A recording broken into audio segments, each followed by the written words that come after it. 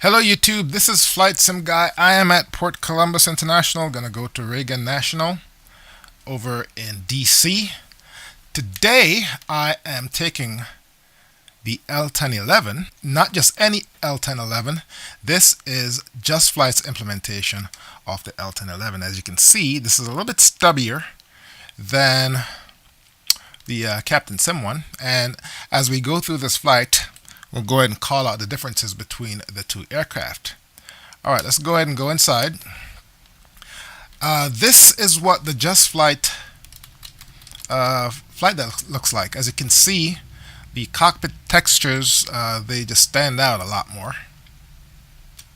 Okay, and here's your overhead panel. It just looks a lot more intense. And there's significant differences between this L1011 and Captain Sim's.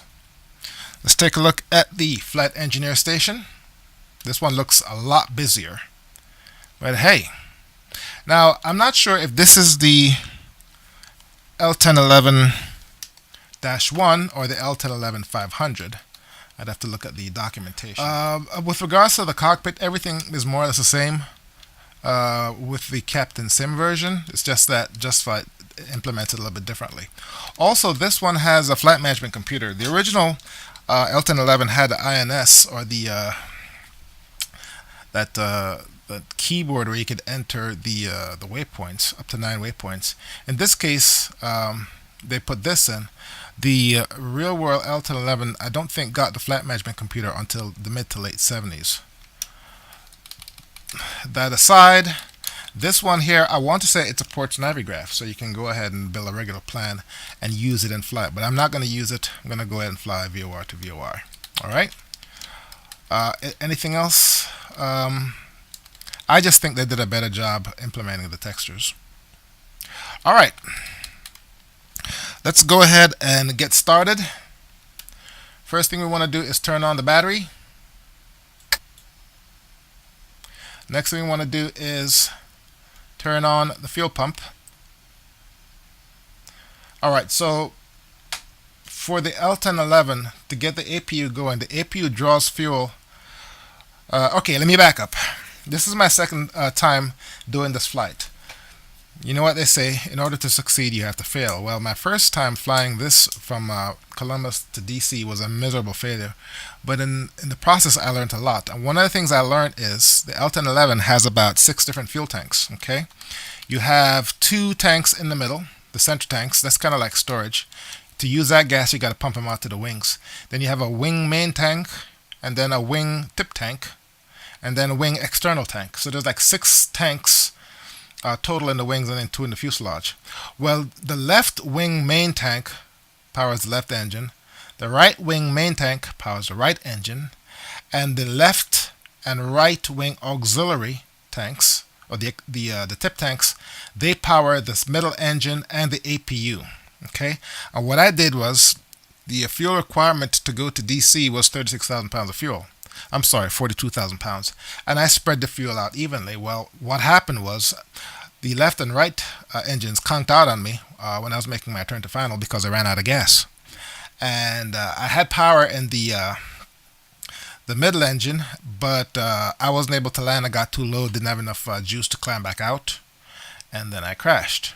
So you have to do your fuel management properly. If I had a flight engineer, he could have pumped fuel from the center tanks to the main tanks and restarted the engines, but in the sim business, you don't have a flight engineer. Anyway, going back to where we are, to get the APU going, unlike the Captain Sim implementation where you just turn on the battery, then you start the APU. For this one, the APU gets fuel from the tip tanks, and it shares the fuel with the middle engine. So what we got to do is do that, do this, and I want to say we got to power these on. Close these. I believe that's the valve that gets the fuel, the tank valve, and then I can go ahead and turn on the power and hit start. Now in this case, the engine spools up pretty much instantly, and we know that's not how it works. and you don't hear anything. Not in here or not on the outside. All right. Let's check to make sure we're getting juice from the APU. There we go. And we need bleed air. Do that. All right.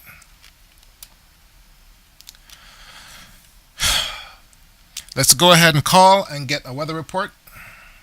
Columbus Airport information, Zulu 2109. Zulu, wind 357 at 1/4. Visibility greater than 20 miles. Sky condition, ceiling 5,000, overcast. Temperature 10, dew point -1. Altimeter 3002. ILS, runway 28 left and ILS, runway 28 right in use. Landing and departing, runway. Okay. All right, let's go ahead and get set up. Runway 28. Go ahead and set our heading here.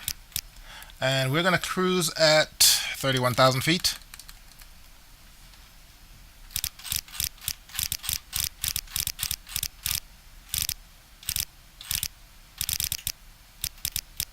There we go. Let's go ahead and turn on the strobe. Turn on fasten seatbelt. Emergency light is armed.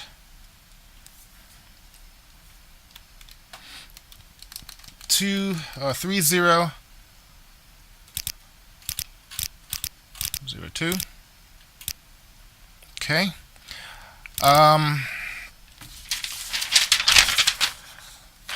I need to see what my weight is so that I can get my takeoff speed. With flaps 10, we're looking at 119. That weight doesn't look right. It's like I'm doing something wrong. Okay, 119. Actually, you have a virtual first officer that calls out the speeds for you. Oh, by the way, before we talk about that, let's go ahead and do this. Here's an interface for the various components of the aircraft. You click on this, it brings up a 2D interface for the overhead panel.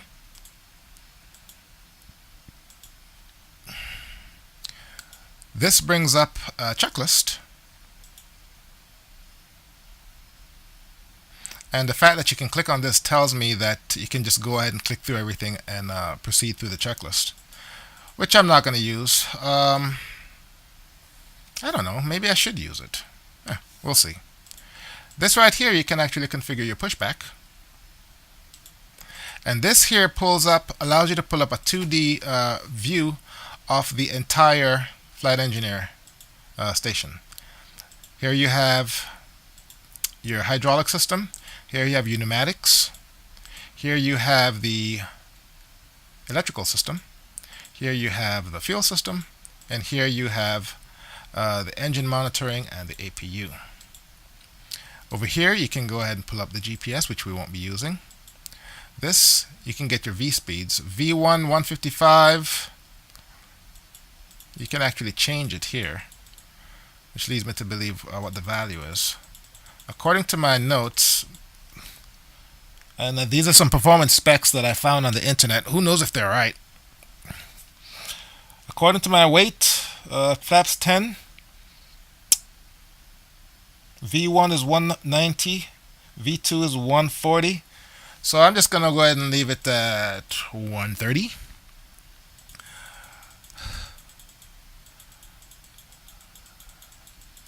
VR 135. And V2 in this case is 140. All right.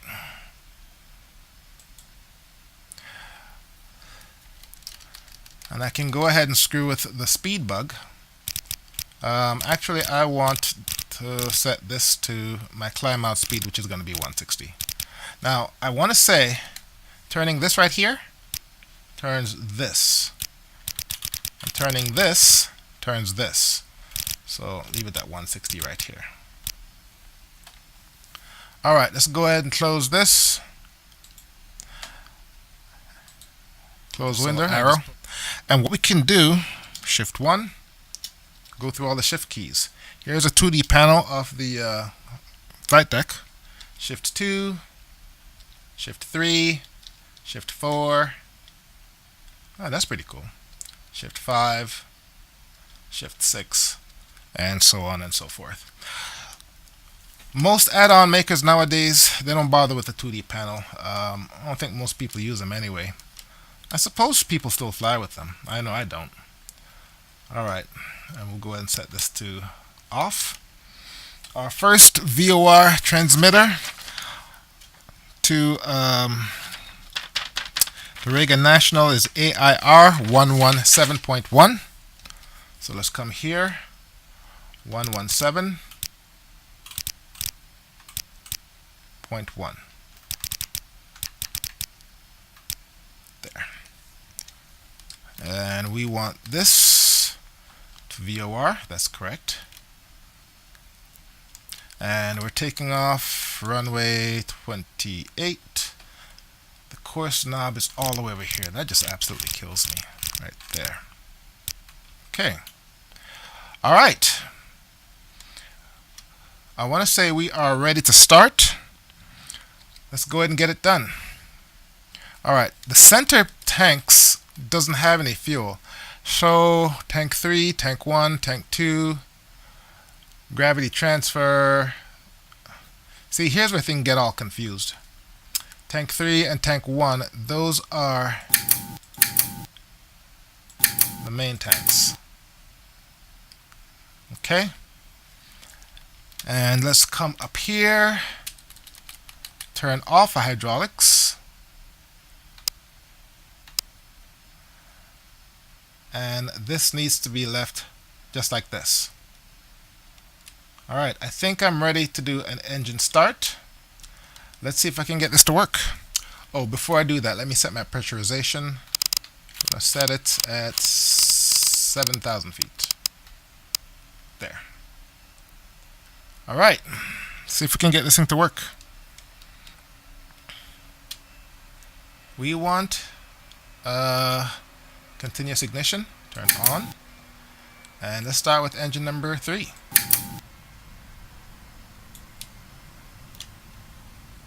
Okay, we got rotation. And here you just want to do a left click.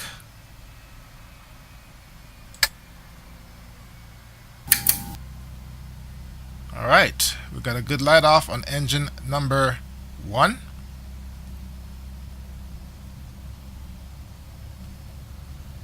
Let that settle down.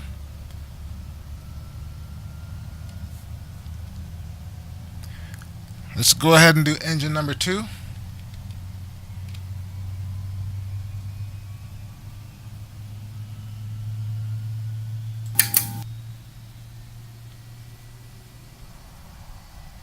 I think I hit the wrong start button there. Okay, engine number 2 is spooling up.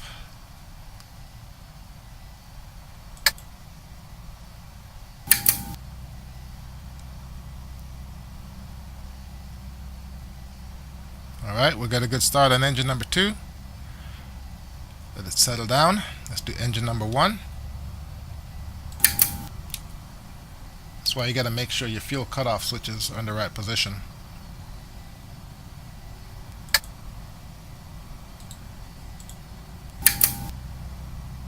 Alright, we got a good start on engine number 1. All the engines are good. Let's go ahead and set our trim. You can either use your mouse or you can use your trim setting. We'll set it to takeoff, which is right about there. Since we're doing VOR to VOR flying, I'm going to go ahead and turn on my my VOR notification switch, which I think is that.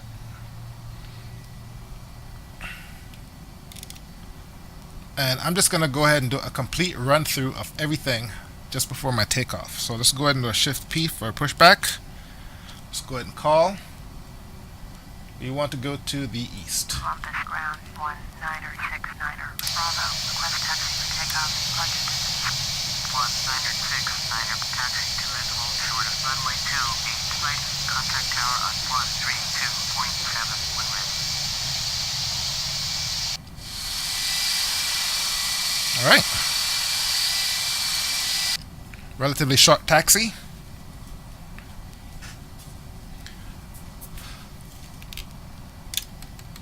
Let's go ahead and turn on my taxi lights. Okay, once this is dark, these are all on. Yep, they're all on. Now going to do a rejected takeoff. We should probably turn on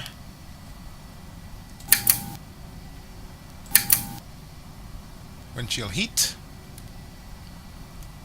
And I think that's it. Alright, let's go ahead and start our taxi.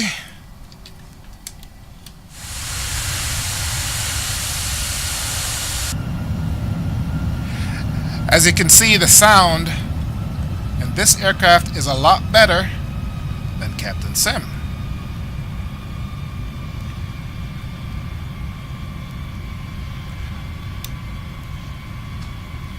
What little performance data I could find on this aircraft does not include EPR setting for takeoff, so I'm just going to have to wing it.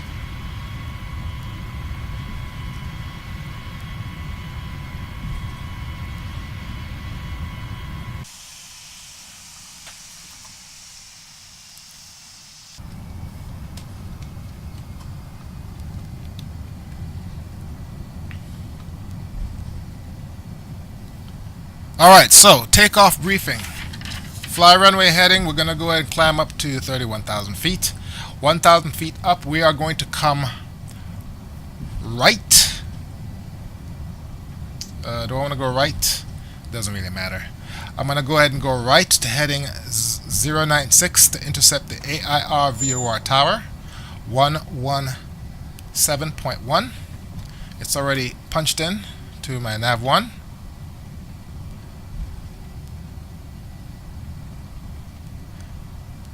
And then proceed up to cruise altitude. I'll go ahead and turn on the autopilot after I'm settled in, after 10,000 feet. And then we'll take it from there. And because of my fuel debacle from the last flight, I went ahead, I'm tankering right now. I'm carrying way too much fuel, primarily because I don't have any detailed information on which tanks I need to put the fuel in. I'm looking at the Lockheed L1011 manual for the real world thing, and that one says there's 4 tanks, and this one has 6 tanks. So it's just a little bit complicated. So I went ahead and just topped everything off. Let me go ahead and run through this checklist real fast, and then we can go ahead and be on our way. Oh yeah, probably need to turn off the APU, don't I? Let's see here now. We need to turn off the APU. And we need to restore hydraulics. Let's check our fuel status. That's how much I've used. This is how much I have left. So according to this, I have 63,000 pounds of fuel, which is more than what I need. I only need 42. Okay.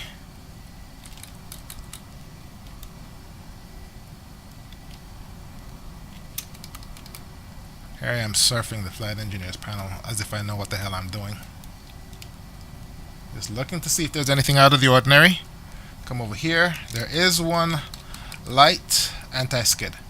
So I should be good to go. Let's go ahead and call. Columbus Tower 1-9er-6-9er, runway 28 right, ready for takeoff. Departure to the east. 1-9er-6-9er, clear for takeoff. Runway 28 right, departure to the east approved.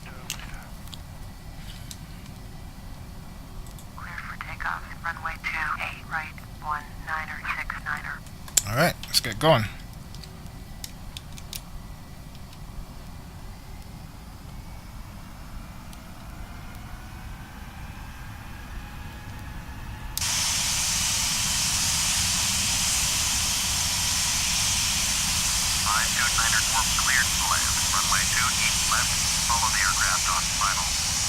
Alright, there's 2 planes coming behind me. Let's go ahead and Do a rolling start.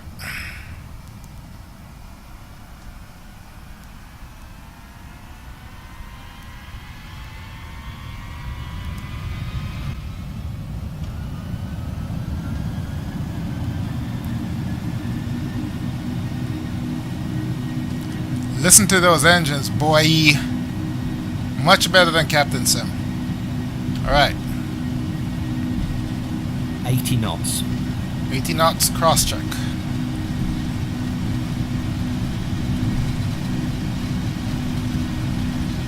V1. V1. Rotate. Rotate. V2. Okay. Positive rate, tap the brakes, gear up. Gear up.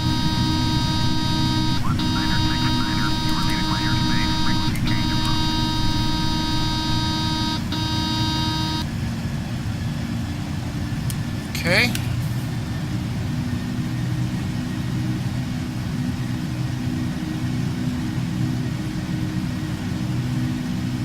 Okay, we already got the VOR. I don't like my speeds, so go ahead and bring it up to 180 or 190.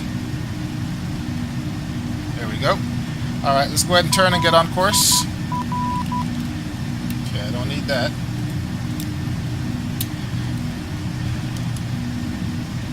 Flaps up 1. Flaps 4. Heading 096 is where we need to go. Columbus Tower, southwest 10967 miles, inbound ILS, runway 20, right approach. Southwest 10906, Columbus Tower, fly straight in, runway 20, right, altimeter 3002, southwest 10906, cleared, land. Flaps up. Flaps up. Flaps up. Embraer jet landing, runway 20, left. Cleared to land, runway 20, right, southwest 10906. Let's go ahead and tune our course. Okay, it needs to be the other way around. There we go. That's where we need to go. Let's get our heading in order.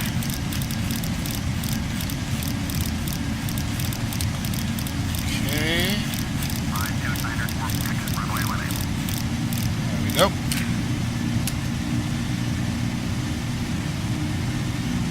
Going through 5,000 feet.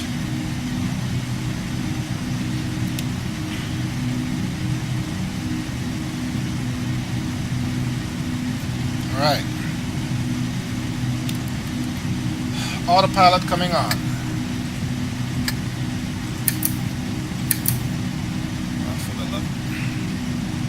Turn on my flight directors. No, I didn't.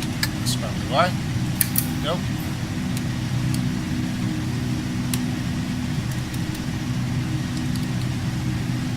Oh, what are we doing? What are we doing? What are we doing? This thing is hauling ass at a very steep rate. Let's go ahead and turn this off. Okay. Alright, let's go ahead and get set up here. Let's go ahead and set vertical speed. There we go.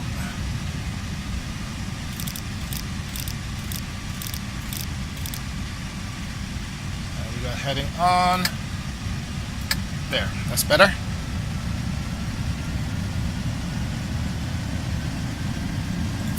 There we go. Indicated airspeed. Alright, and I need to arm my altitude. There. Alright, so we're 21 miles. No, we're 91 miles from the VOR. AIR. It's going to take us 18 minutes to get there. We are on course. Tracking heading, what we can do is go ahead and switch it to nav, and that tracks the VOR right there, so it's going to make a slight correction right there.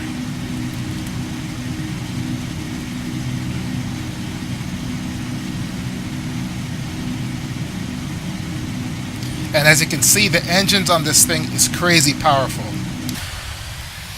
Thrust to rate ratio, as I understand it, for these planes was almost 2 to 1, which means it can almost climb vertically, which is pretty impressive for a plane that was designed in the 60s. Alright, so we're on our way up. I never did turn on my landing lights. I'm always missing that. Always use a checklist. Alright, so I think that's it. We're on our way to DC. We'll see how this turns out. Let's go ahead and call it a day for now. We'll pick it up next video with the approach, descent, and land. My name is Flightsimguy. Thank you very much for watching.